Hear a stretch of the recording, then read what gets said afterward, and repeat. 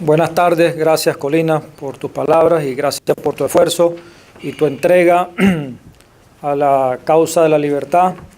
Desde el año 2002 sé que has estado en esto y has entregado tu vida en este compromiso, como muchos aquí, de la Plaza Altamira, otros, los familiares amigos de Caguaripano,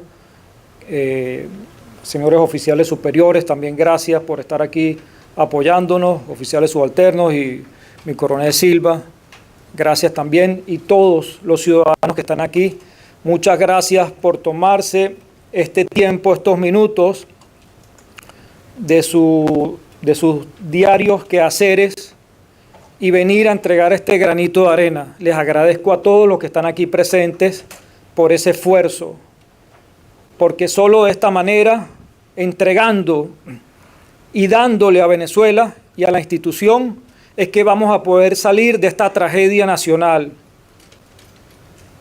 Hemos llegado a un momento donde vamos a ver qué le damos nosotros a Venezuela y no qué Venezuela nos da a nosotros, porque ya Venezuela nos ha dado mucho y le ha dado a todas esas generaciones. Pero en este momento la patria que llora, sufre y agoniza está clamando para ver qué le damos a Venezuela y por eso estamos aquí. Y yo debo ser honesto, en gran parte amo mi institución, que aprendí a respetar, a valorar y amar desde el año 1989 cuando entré a la escuela básica. Y que todos esos generales que son arquitectos del desastre nacional e institucional eran mis oficiales de planta. Reverol, Sabarce, igualito en todas las fuerzas aquí. López Vargas y cada uno en el ejército, en la armada y en la aviación, porque aquí hay oficiales de todas las fuerzas, dirán y se han dicho todos estos años cómo es posible que están haciendo todo lo contrario a lo que nos enseñaron. ¿Qué fue lo que nos enseñaron y hacia dónde queremos regresar? Hacia la doctrina militar constitucional del año 1961, que no es un invento. Ya Bolívar, desde el Congreso de Angostura en el año 1918, hablaba de que la Fuerza Armada debería ser no deliberante, apolítica y al servicio de la República, no al servicio de las provincias. Esa era la doctrina que durante los años 60 y 70 permitió que combatiéramos esa dictadura que venía desde Cuba, esa doctrina comunista. Y debemos quitarnos el sombrero frente a la Fuerza Armada de esos años que supo combatir, que estaba subordinada a la autoridad civil, al Congreso de la República, que sabía que las armas eran al servicio del pueblo venezolano, era un monopolio exclusivo de la Fuerza Armada al servicio del pueblo, no al servicio de un partido político, que sabíamos que nuestro enemigo era la FARC, el ELN y el terrorismo internacional. No eran nuestros amigos. Y en parte eso es lo que comienza a despertarnos aquellos jóvenes oficiales, entre esos, por cierto, Juan Carlos Caguaripano, a quien tenemos que rendir tributo, Juan Carlos Nieto, que fue torturado, secuestrado por los mismos organismos de seguridad del Estado durante 5 años. Óscar Pérez, a quien también tenemos que rendir tributo, y a todos sus compañeros. Capitán Rafael Acosta Arévalo, que trabajó conmigo en el Apure, allá en Puerto Páez, era infante de marina, un señor oficial. ¿Y cómo le habrán dado a ese venezolano que lo mataron? Y por eso yo particularmente, y sé que muchos de ustedes estamos aquí reunidos. Entonces, ¿cómo no expresar nuestros sentimientos? A ellos son a quienes les tenemos que decir o preguntar cuando alguien dice o elecciones o golpe de Estado, manipulando. No hay otra, como lo acaba de decir Colina, no hay otra forma de lograr nuestra libertad y de lograr hacer justicia si no es unir a nuestra Fuerza Armada con todas las fuerzas vivas de la nación para poder detener este desastre nacional. Y sí, estoy hablando también como venezolano, no solo como militar, pero debo expresarlo en nombre de todos los mártires, de todas las familias que están desmembradas y desunidas, de todos los venezolanos que han sido y están siendo víctimas de xenofobia en los países de la región. Vuelvo y repito, de Juan Carlos Caguaripano y los 20 héroes que en el año 2017 de alguna manera encarnaron el grito de protesta de 8 millones de venezolanos que en julio de ese año en un referéndum habían dicho basta ya. En nombre de ellos hay que hablar, y yo creo que también tenemos que levantarnos los venezolanos, y particularmente a mí eso me mueve cada día, con la memoria de los mártires de la democracia, de Génesis Carmona, de Neomar Lander, de Juan Pablo Pernalete, de Basilda Costa, y pare usted de contar tantos estudiantes que dieron su vida y que debemos recordarlo, y cuando esto pase, que está pronto por pasar, hacer un homenaje, hacer una estatua, hacer un monumento para llenarnos de fuerza y seguir luchando por reconstruir un país por el cual ellos dieron la vida. Y tenemos hoy también más de 200 presos políticos militares entregando su vida, entregando sus carreras y entregando el segundo derecho más sagrado que tiene el hombre, que es el derecho a la libertad. Por ellos también estoy aquí y estamos haciendo este esfuerzo. Todo esto nos mueve. Y ejemplos hay de sobra en la historia nacional para saber de que hay momentos en donde hay que buscar posiciones de fuerza para detener un ciclo de desastre nacional. Cada uno con sus circunstancias en su momento histórico. Pero arrancamos, por ejemplo, de hace 209 años en la gesta independentista. Y si queremos ir después, en 1899, en la invasión de los 60 o la Revolución Liberal Restauradora, que llegaron para cerrar un ciclo, o en 1945, el 18 de octubre, donde también se unieron militares y ciudadanos para cerrar otro ciclo, o es más cercano el 23 de enero de 1958. Estamos llenos de ejemplos históricos que nos deben inspirar para saber que nos tenemos que organizar, la Fuerza Armada y el pueblo que cree en la democracia y la libertad, para poder cerrar este ciclo de tragedia nacional. Y eso en gran parte es lo que nos mueve. La Fuerza Armada, a partir del año 1999, y ya hablando aquí un poco más como soldado y como militar, entró en un proceso de destrucción. Y la mayoría de los que estamos aquí, y están regados en el mundo con todos sus delegados militares, comenzamos a percibirlo y sencillamente a expresar nuestro desacuerdo, y por eso fuimos víctimas de la persecución. Por decir que la Fuerza Armada no debía ser un partido político de la revolución. Por decir que las guerrillas de la FARC y el ELN no eran nuestros amigos, sino eran nuestros enemigos, porque eran los que secuestran a nuestros ganaderos. Por decir que las armas no podían estar en manos de los colectivos o los círculos bolivarianos que llamaban en esa época, sino que debían estar en manos de la Fuerza Armada. Por decir que los ascensos debían ser en base a la meritocracia, porque era una institución cuya columna vertebral era la obediencia, el respeto y la subordinación, y la meritocracia, para que pudiera funcionar como funcionaba PDVSA y como debe funcionar una institución, para poder llegar a progresar en un país decente cualquiera. Y el desastre comienza en 1999,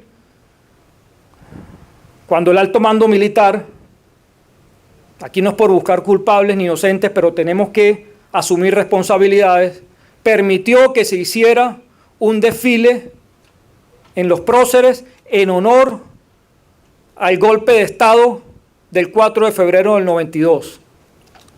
Y se celebró prácticamente en las narices de todos nosotros. Y lo permitimos. Y ese mismo año, los ascensos que todavía debían haber sido de la mano del Congreso Nacional, de la Comisión de Defensa, eso fue pisoteado y comenzó a abrirse la puerta hacia el desorden y hacia el desastre, y a ser ascendido, no importa cuál fuera sus antecedentes, pero que dijera que era amigo de la revolución, y robara. Y comenzaron a desmoralizar, y comenzaron a meter a los oficiales en lo que llamaban el Plan Bolívar 2000. Vamos a darle plata, vamos a emborracharlos de dinero. Esas eran las instrucciones de La Habana, cuya receta había funcionado y ha funcionado.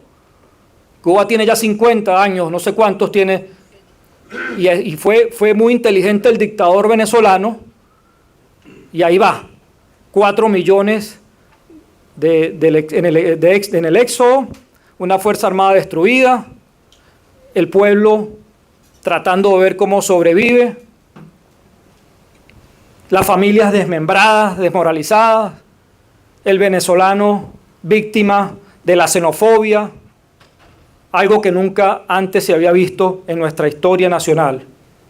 Y nos duele, y por eso estamos aquí, y por eso gracias por asistir. Porque la idea y el propósito final de esto es que todos de aquí salgamos, si quizás todos aquí estamos convencidos, pero aquí tenemos que salir a sumar militares, fuerzas vivas, y a convencernos todos en un solo frente, en una sola unidad de criterio, de que no podemos seguirnos cayéndonos a mentiras y que debemos salir como se debe salir en este momento histórico, por la vía de la fuerza, y que no le tiemble el pulso a quienes tengamos o quienes tengan que pararse al frente y asumir las responsabilidades, quizás en un futuro ante una corte internacional, pero va a valer la pena porque vamos a detener un proceso que, si no lo hacemos, va a ser igual que el proceso cubano. Y por eso entonces creamos el debate como militares, pero también como ciudadanos, víctimas de la persecución, del abuso, de la cárcel, de toda esta problemática que vive nuestro pueblo ahorita, y dijimos desde afuera, tenemos que organizarnos también con los de adentro, porque allí adentro también quedan muchos oficiales dignos de la Fuerza Armada, quienes han sido víctimas de la persecución y el amedrentamiento por parte, instrucciones nuevamente desde Cuba, de la DIGESIN y del SEBIN. Y hoy un general, un coronel que estuvo 30 años de servicio, ve a un funcionario de la DIGESIN que hace 3 meses o 4 meses salió de la escuela, y ese general le tiene miedo. Porque la inmoralidad es tal de que a ese funcionario de la DIGESIN o el SEBIN escucha más que a ese general o a ese coronel que entregó su vida a la institución.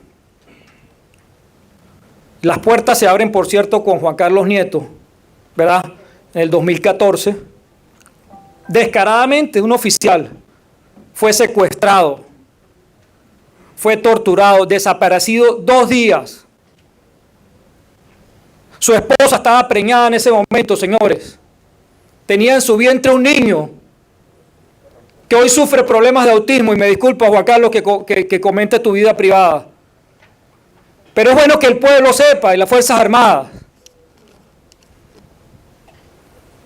Luego lo botaron en la calle, por allá por la Cota 1000, le amarraron un globo, todo golpeado, con corriente, y llegó después una comisión de la Guardia supuestamente a auxiliarle. Cuando él me llama, yo le digo: Juan Carlos, agarra de inmediato un taxi y vete para la casa. Le dijeron: no, espérate porque tienes una orden de detención. Y ahí atravesó 5 años y tantos meses de abusos, de tortura y de prisión. Por decir este ejemplo. Pero tenemos también a Juan Carlos Caguaripano, un héroe nuestro, tenemos a Rafael Acosta Arévalo, y paremos de contar.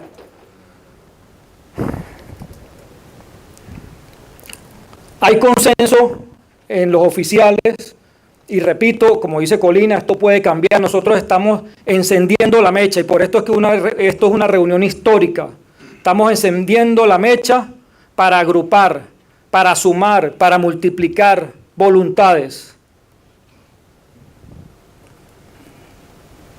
La idea es que nos unamos en un solo frente y podamos apoyar al resto de las fuerzas vivas de la nación, y podamos apoyar el proyecto de reconstrucción de nuestra Fuerza Armada Nacional, que, vuelvo y repito, se fundamenta en la disciplina, la obediencia, el respeto y la subordinación. Y quizás yo no esté aquí mañana, quizás va a estar otro oficial.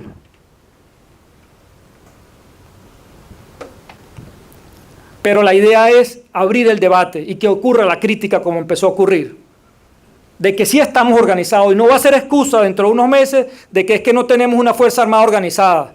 Ni tampoco nos va a dar vergüenza si la salida se llega a dar por el apoyo de una fuerza multinacional de tarea de que los venezolanos, los criollos, no estuvimos allí ayudando a la libertad de nuestro país y ayudando, como dice Colina, a sostener la gobernabilidad, porque va a ser imposible, si no tenemos un aparato de seguridad y defensa y de inteligencia, sostener la gobernabilidad, sea cual sea la forma en que ocurra el fin de esta tragedia y se inicie una etapa de luz para nuestro país. Tenemos entonces, lo que hicimos fue organizar un Estado Mayor o una plana mayor con oficiales de la Armada, del Ejército, de la Guardia y de la Fuerza Aérea. Tratamos en principio de que fueran oficiales con credibilidad, con respeto, con reputación, pero también con coraje, porque más de un oficial llamé y Corina también llamó y dijeron que no tenían tiempo. Otro yo le pedí la foto para mostrar al mundo que hay compromiso, pues que hay credibilidad, que hay respeto, que esto es serio, que esto, ojo, que esto es apartidista. Esto no tiene que ver con la diatriba político-partidista. Esto tiene que ver con el pueblo y con la institución. Eso es muy importante. Aquí lo que nos duele es nuestra patria y nuestra institución que fue destruida y está en las cenizas. Ya están asustados allá todos los coroneles y generales.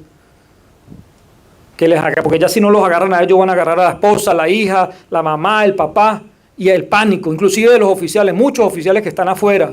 No, a mí no me muestre porque tengo que estar bajo perfil. Entonces se nombraron oficiales, piloto de la Fuerza Aérea, piloto de combate con bastante credibilidad, un oficial de la Armada, un oficial de la Guardia y un oficial del Ejército, pero vuelvo y repito, sujeto a abrirnos y a llegar a consensos entre nosotros mismos. Solo una cosa no es negociable, que esto no se utilice desde el punto de vista político partidista y que la salida, estamos claros, de que darle nombre y apellido, no es por la vía ni electoral, ni de la negociación, ni nada de eso, sino ya no faltan más señales de la catástrofe nacional. Estamos convencidos y en base a esa realidad queremos unir fuerzas con el resto de las fuerzas vivas de la nación. Para finalizar, el parte numérico es de ya contabilizados y censados con nombre y apellido, 2.780 entre oficiales, tropa, suboficiales.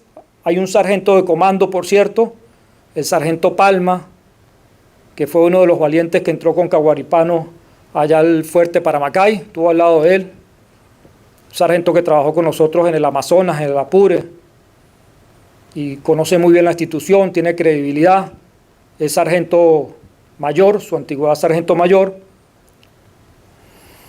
Tenemos delegados en Colombia, en Chile, en Perú, aquí, en México, en Venezuela, pero por supuesto no, eso es súper confidencial, en Ecuador, en España, en Argentina, en Brasil, en Costa Rica.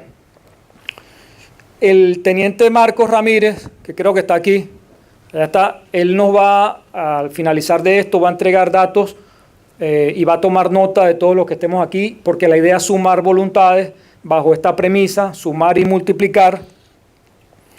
El Estado Mayor se está encargando de generar las actividades. Este es el inicio, este no es el fin. Ojo, este es el inicio de una estructura que se va a fortalecer. De aquí vienen grandes actividades, como por ejemplo el apoyo a los presos políticos militares, lo cual ya venimos haciendo desde hace por lo menos 3 años. Hoy, por cierto, le están llegando a los hijos de los presos políticos militares útiles escolares. De aquí viene sincerar, revisar bien el proyecto de ley de reincorporación y ser escuchados por quien tengamos que ser escuchados, dispuestos a sumar esfuerzos en este sentido.